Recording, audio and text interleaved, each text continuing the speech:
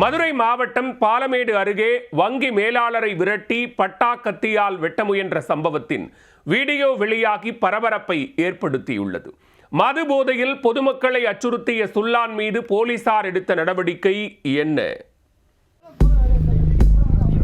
Car மீது உரசுவது போல சென்ற பைக், தட்டி கேட்ட வங்கி ஊழியருக்கு கொலை மிரட்டல், பட்டா கத்தியால் வெட்ட முயன்றதால் பரபரப்பு. நடந்தது என்ன? மதுரை பாலமேடு பகுதியைச் சேர்ந்த தனியார் வங்கி மேலாளர் ஒருவர் அலுவலக பணியை முடித்துவிட்டு காரில் சென்று கொண்டிருந்தார். அப்போது காருக்கு பக்கவாட்டில் பைக்கில் சீறி பாய்ந்த நாகப்பாண்டி என்ற இளைஞர் காரை மோதுவது போல சென்றுள்ளார்.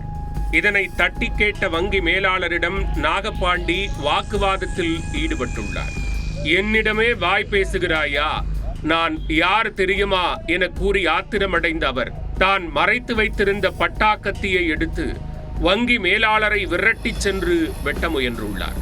இந்த திடீர் தாக்குதல் முயற்சியால் அதிர்ச்சி அடைந்த வங்கி மேலாளர் இங்கிருந்து தப்ப முயன்றுள்ளார். இந்த சம்பவத்தை கண்டு அதிர்ச்சி அடைந்த பொதுமக்கள் இதுகுறித்து பாலமேடு காவல் நிலையத்திற்கு தகவல் தெரிவித்தனர்.